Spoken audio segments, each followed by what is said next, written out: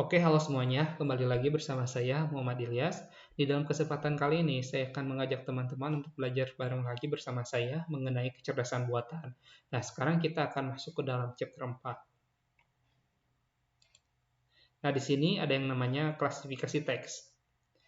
Ini adalah salah satu tugas terpenting dari pemrosesan bahasa alami atau Natural Language Processing yang memiliki tugas untuk melakukan proses pengklasifikasian string text atau dokumen ke dalam kategori yang berbeda. Nah, tergantung pada konten stringnya, penerapannya di dalam aplikasi bisa untuk mendeteksi sentimen pengguna dari tweet misalkan, kemudian pengklasifikasian email sebagai spam, kemudian mengklasifikasikan tulisan ke dalam kategori yang berbeda dan lain-lain. Nah, jadi klasifikasi teks ini banyak fungsinya.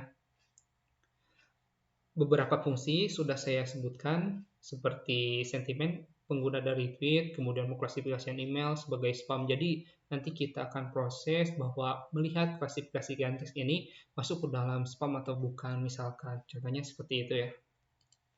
Nah, di sini misalkan ada sebuah kalimat, what is machine learning? Nah, di sini misalkan machine learning ini, kita ingin mencari sebuah kata ini. Nah, nanti bila kata ini ditemukan, dia akan memberikan sebuah nilai 1 yang berarti ini true. Nah, kalau misalkan di sini, what is-nya itu memiliki nilainya 0, yaitu false. Jadi kita bila menemukan sebuah kata nanti, bila kita ingin menemukannya, bila sudah ditemukannya, nah, akan memberikan sebuah angka 1 atau true gitu.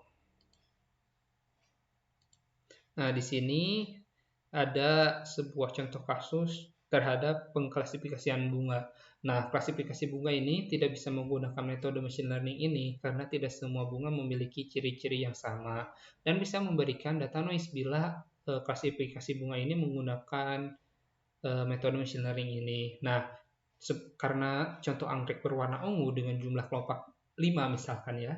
Kemudian ada bunga berwarna ungu dengan jumlah kelopak yang sama, namun ternyata bukan anggrek karena kategorinya banyak sekali. Nah, bisa juga disebabkan dengan warna yang tidak sesuai seperti ini yang memungkinkan sebuah datanya menjadi noise.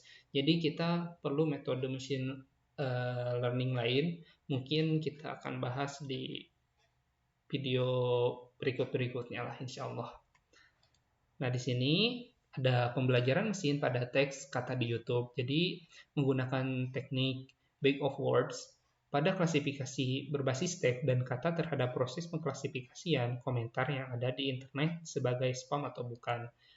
Jadi, di sini kita bisa melihat seberapa sering sih komentar ini sering muncul di dalam konten tersebut misalkan.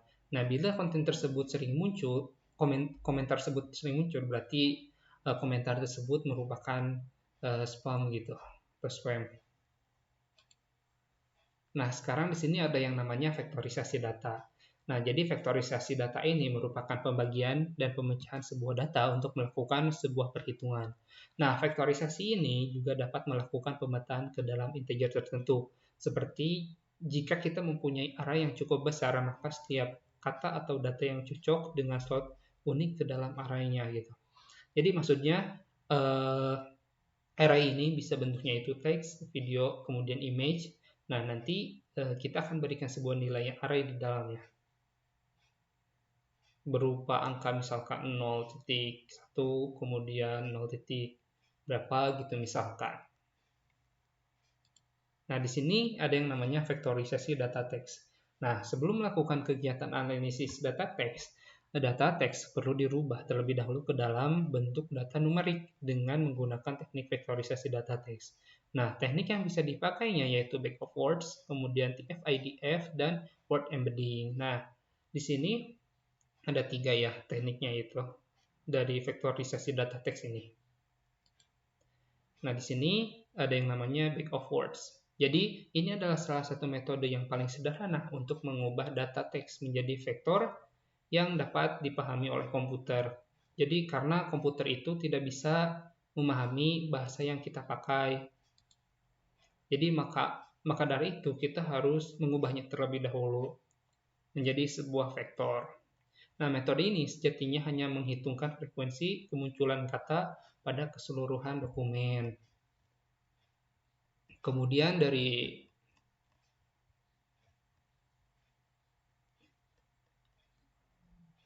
Bag of Words ini memiliki beberapa kekurangan, yaitu ukuran korpus Bag of Words mengikuti jumlah kata unik dari seluruh dokumen. Jadi artinya, jika nantinya terdapat berbagai kata unik baru, maka ukuran korpus juga akan semakin membesar. Tentunya hal ini akan berpengaruh pada komputasi yang dibutuhkan pada saat kita melatih model machine learning. Kedua kekurangan dari Bag of Words ini, seperti yang kita lihat pada contoh nantinya gitu, kita lihat ya. Nah, di sini contohnya.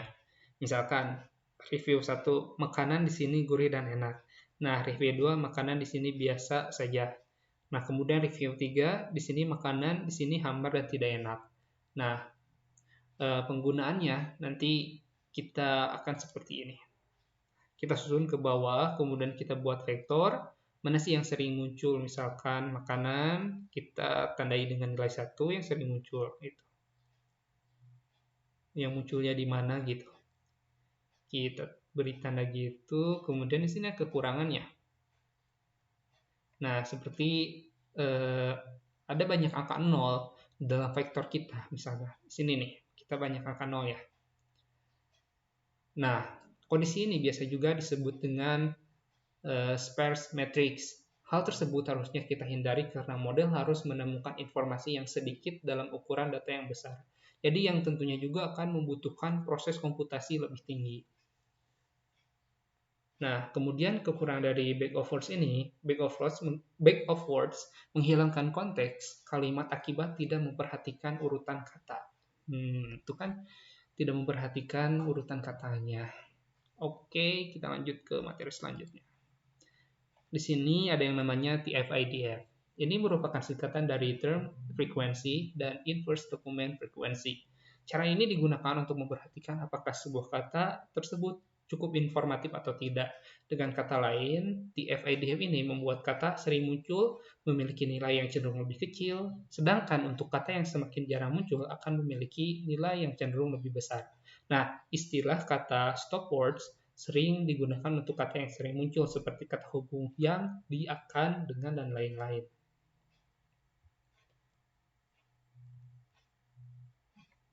Nah, untuk lebih jelasnya, teman-teman bisa membaca sebuah artikel dari Medium yang membahas TF-IDF ini.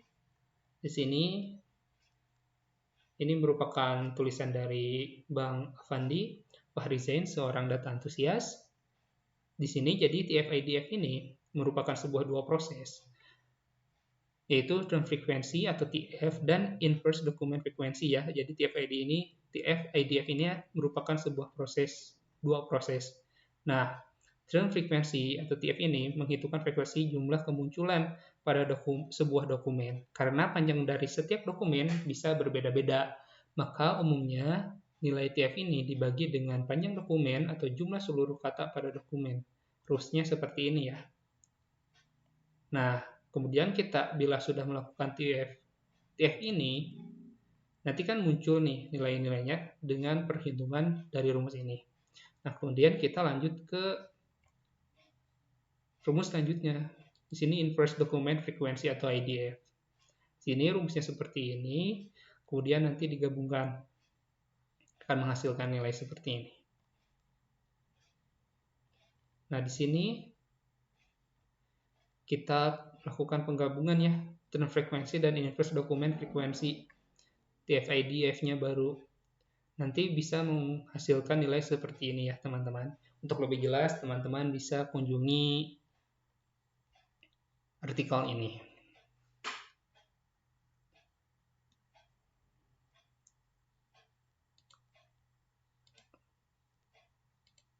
Oke, kita masuk ke sesi ngoding. Oke, teman-teman. Untuk sesi ngoding kali ini, teman-teman memerlukan sebuah data dummy terlebih dahulu ya. Teman-teman bisa kunjungi website yang namanya Mokaro ini. Nah, di sini teman-teman bisa membuat sebuah data dummy yang formatnya CSV ya, teman-teman. Di sini teman-teman bisa menambahkan, misalkan saya akan menambahkan satu data ya. Nah, di sini datanya teman-teman tinggal tambahkan, teman-teman bisa cari data apapun, misalkan ini scientific animals. Kemudian di sini teman-teman bisa mengisikan field name-nya ya. Kemudian di sini teman-teman bisa ingin berapa, misalkan contoh datanya per 1000 atau berapa, bebas, tapi saya di sini menyarankannya 500 saja. Karena kita memerlukan data sebanyak 500 saja. Kemudian teman-teman tinggal download saja di sini. Nah, teman-teman bisa bebas saja membuat datanya seperti apa sesuai keinginan teman-teman. Nah, bila sudah di-download, nanti kita akan masukkan ke dalam file directory di Spider kita. Oke, teman-teman, di sini kita sudah masuk ke dalam Spider-nya. Nah, di dalam Spider ini, teman-teman bisa masukkan ya. Kita masukkan ke dalam data yang sejajar. Filenya di sini ada mock data yang tadi sebelumnya sudah saya buat. Nah, mungkin saya bentuk datanya seperti ini ya, ada 501 data. Nah, kemudian kita akan melakukan sebuah vektorisasi data. Nah, vektorisasi datanya kita akan import dulu dari Pandas. Kita import Pandas SPD, kemudian kita membuat variabel, kemudian panggil pandanya, kita baca file CSV ini, dan kita linkkan dengan mock data yang sudah kita buat sebelumnya, yang ini ya. Pastikan teman-teman masukkan ke dalam file yang sama ya, misalkan kita chapter 4, kita masukkan chapter 4 ini. Jadi kita sejajaran pemanggilan filenya itu nanti tidak akan error ya teman-teman. Kemudian kita buat variabel atas, kemudian kita akan lihat berapa data awalannya gitu. Ini tidak atas juga, nggak apa-apa sih, awalan.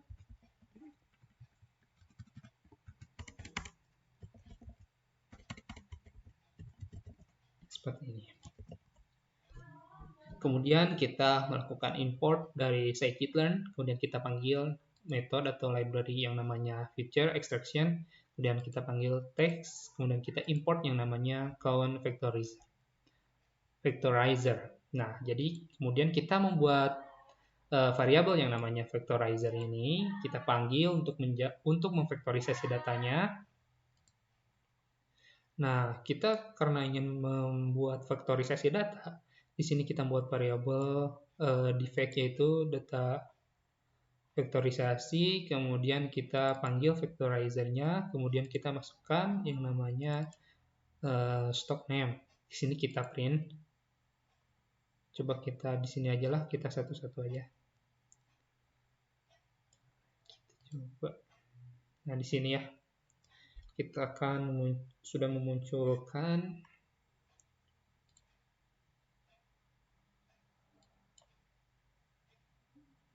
sini.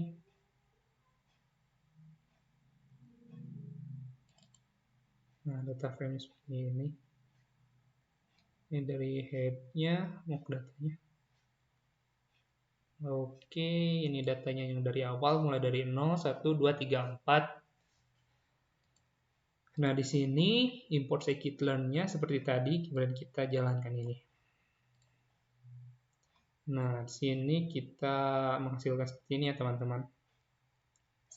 Sudah di fit transform ini. Nah, kemudian kita membuat daftar kata, kemudian get features name.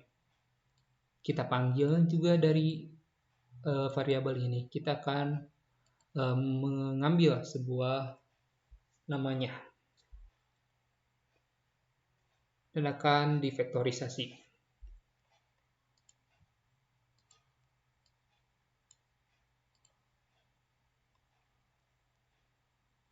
Nah, seperti ini ya teman-teman. Kemudian kita membuat variabel di shalf. Kita panggil data ini, data yang dari awal, data dari mock data ini. Kemudian kita frag nilainya sama dengan 1. Kemudian di sini kita train datanya. Kita bagi menjadi 450 data. Dan tesnya juga sama. Kemudian kita masukkan di sini, kita train factory size-nya, panggil metode yang namanya factorizer. Di sini kita fit transform. Kemudian di sini kita panggil stock name-nya ya. Di sini kita sudah train, kita melakukan tes. Kita panggil factorizer-nya, metodenya, kita transform. Panggil di tesnya. Ini dari sini. Nah, kita masukkan stock name-nya. Kemudian kita nanti di sini membuat variabel label. Di sini kita jalankan terlebih dahulu.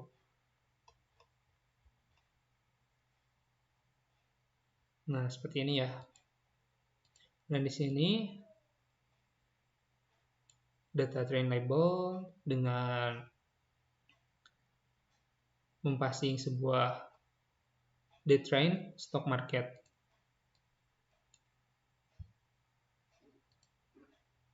Nah, seperti ini ya. Kurang lebih seperti itu proses dari vektorisasi data. Nah, sekarang kita akan masuk ke praktek lainnya ya. Di sini pembahasannya. Nah, untuk praktek yang kedua, kita akan menggunakan sebuah dataset dari Machine Learning Repository ini atau UC ini. Nah, teman-teman bisa mendownloadnya ya. Kemudian di sini tinggal masuk ke data folder saja, teman-teman tinggal download saja ya, yang filenya nanti berupa zip. Nah, sesudah mendownload data, pastikan teman-teman memasukkannya ke dalam file yang sejajar dengan file yang di sini ya. Kita akan menggunakan file YouTube 4, yaitu Eminem. Nah, file ini Eminem ini bentuknya seperti ini ya, teman-teman. Ini ada 454 data. Nah, kemudian di sini seperti yang sudah kita lakukan sebelumnya, kita akan vektorisasi data dulu, kita masukkan datanya, kemudian kita import library dan modulnya dari scikit-learn, feature extraction, text, import, count, vectorizer. Nah, kemudian kita buat variabel yang namanya vectorizer. Di sini panggil metodenya. Kemudian di sini kita membuat variabel, kemudian kita vectorizer, panggil metodenya, kemudian kita fit transform yang namanya yaitu dari data ini yang namanya konten. Nah, kemudian kita print.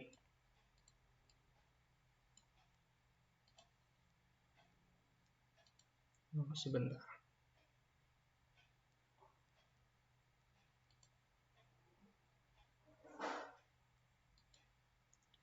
Key error konten katanya.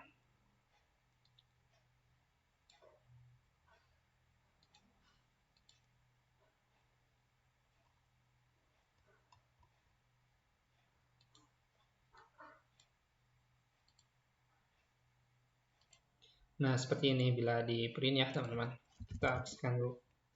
Nah, kita printing saja. Nah, jadi bentuknya seperti ini ya, yang dari konten ini. Nah, bila dibuka bentuk dari dataset Eminem ini seperti ini ya, teman-teman. Kita lihat terlebih dahulu. Nah, di sini bentuk datasetnya ya, teman-teman. Kita rapikan dulu. Nah, di sini dari kontennya kita seperti ini. Menghasilkan sebuah printnya seperti ini ya, teman-teman. Kemudian kita membuat variabel dshub ini, kemudian kita masukkan datanya ke dalam sebuah sampel dengan fragnya 1, kemudian kita train datanya dari 300 data, kemudian kita buat variabelnya di sini vectorizer, kemudian kita fit transform, kemudian ini dipanggil variabelnya, kemudian di sini konten, kita passing lagi, kemudian kita print di sini. Oke. di sini ya. Kemudian kita buat variabel di tes atributnya. Kemudian kita panggil metode vectorizer-nya, kemudian kita transform di sini. Di sini ada variabel dari di tesnya. Di sini kita masukkan nama dari datanya. Kemudian kita print di sini. Kemudian di sini ada kelasnya ya. Tadi kita lihat ini sama, kita train terlebih dahulu. Kemudian kita sini saja lihat.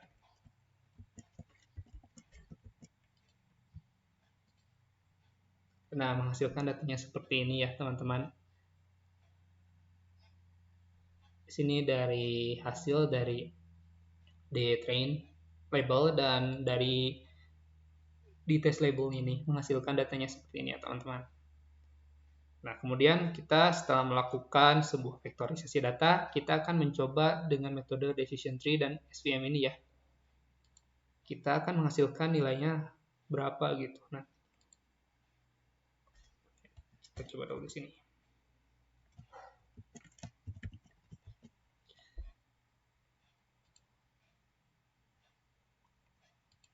Di sini kita import dulu dari scikit-learn-nya, kita import tree, kemudian kita buat variabel clf3 ini, kemudian kita panggil dari sini, kemudian kita panggil juga dari metode ini ya, teman-teman, decision tree classifier. Nah, di sini kemudian kita feed ke dalam dtrain ATT dan dtrain label ini ya, teman-teman. Kemudian kita lihat skornya nanti dari dtest ATT ini atau di tes ATT ini dan di tes label ini. Kemudian kita print juga nanti dari sini ya, teman-teman. Nah, kemudian di sini untuk penggunaan SVM. Nah, SVM ini kita import dulu dari scikit-learn ini, kemudian kita import SVM-nya. Di sini SVM decision tree ini sudah dibahas di chapter sebelumnya ya, teman-teman. Nah, di sini kita buat variabel clf ini, kemudian panggil SVM-nya, kemudian panggil metodenya svc, kemudian kita masukkan variabelnya sini, kita feed, masukkan data train ATT dan dtrain labelnya ini ya, teman-teman. Nah, di sini kemudian kita lihat skornya dari di tes ATT ini dan di tes label ini ya, teman-teman. Kemudian di sini kita lihat skornya berapa. Nah, di sini ya, teman-teman. Penggunaan decision tree dan menggunakan SVM ini. Nah, kemudian kita akan menggunakan sebuah confusion matrix. Nah, cara menggunakannya di sini kita import dulu dari scikit-learn, kemudian kita import matrix dan import confusion matrix. Nah, di sini kita membuat sebuah prediksi label. Kita panggil clf3 yang sebelumnya, kita prediksi variabel yang namanya di tes atribut ini. Kemudian kita buat sebuah variabel yang namanya cm ini, kemudian kita panggil nih metode dari confusion matrix ini. Kemudian kita masukkan di tes label dan prediksi labelnya. Nah, kemudian kita print cm ini. Coba ya. Nah, ini menghasilkan sebuah confusion matrix-nya ya, teman-teman. Sini lihat. Sini cm di sini. Nah, bentuknya seperti ini, nampak objek array-nya ya. Kemudian di sini kita akan melakukan sebuah cross validation. Di sini untuk melakukannya, ini juga sama ya, teman-teman. Kita sudah bahas teorinya di materi sebelumnya. Di sini kita import dulu dari scikit-learn, kemudian kita panggil model selection dan import cross-val score. Nah, di sini kita buat sebuah variabel, kemudian kita panggil metodenya, kemudian kita masukkan sebuah variabel dari clf3 ini, kemudian kita masukkan variabel di train dan di train label ini ya. Kemudian kita kasih si v-nya itu 5. Kemudian kita nanti akan print sebuah akurasinya di sini ya, teman-teman. di sini menggunakan cross validation ini, kemudian ini untuk decision tree-nya nanti ya, pengecekan menggunakan cross validation-nya, ini untuk SVM-nya. Kurang lebih sama di sini, variabel-variabelnya yang berbeda di ini, self-tree ini sama dengan ini, dan ini SVM-nya sama dengan sebelumnya ya teman-teman. Kita print saja.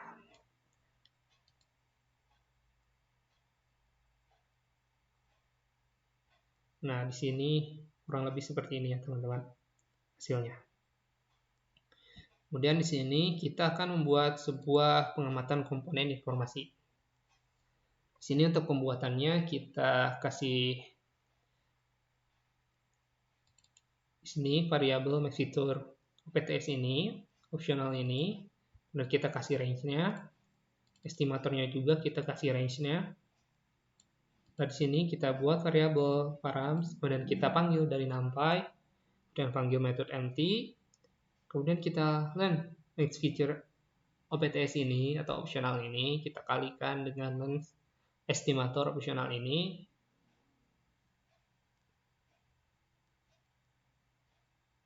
Kemudian kita float nantinya ya teman-teman di sini ya. Dengan 4 tersebut. Di sini ada variabel i yang nilainya sama dengan 0. Kemudian kita di sini akan loop ya teman-teman. Dan di sini kita akan menampilkan sebuah plotnya teman-teman. Di sini kita akan memperlihatkan sebuah plot 3D-nya lagi. Ini kurang lebih sama sih seperti chapter 3 sebelumnya. Namun datasetnya dimasukkan ke dataset sini. Kita print saja ya dari sini. Kita print langsung. Nah, di sini teman-teman.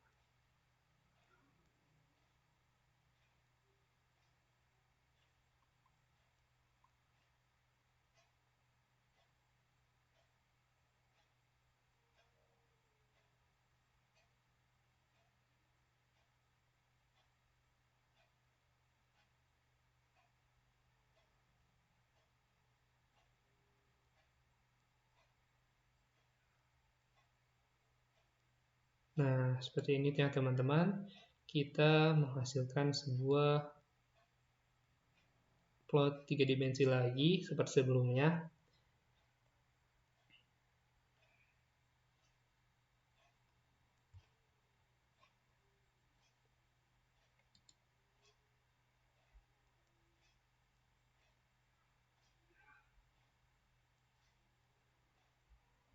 Oke teman-teman, mungkin kurang lebih seperti itu pembahasan codingan kita kali ini. Jadi kita yang pertama tadi membuat sebuah vektorisasi data dari mock data ini ya, atau data dummy ini. Kemudian kita yang kedua pembahasan coding mengenai penerapan mulai dari vektorisasi data, kemudian kita menerapkan decision tree dan SVM ini, kemudian kita menerapkan sebuah confusion matrix, dan kita melakukan sebuah cross validation, dan kita melakukan pengamatan komponen informasi ya teman-teman. Oke, pembahasan ini lanjutan dari pembahasan chapter 3. Mungkin kita akan lanjut ke chapter 5 berarti ya insya Allah. Oke, terima kasih ya teman-teman sudah menonton video ini. Sampai jumpa di video selanjutnya.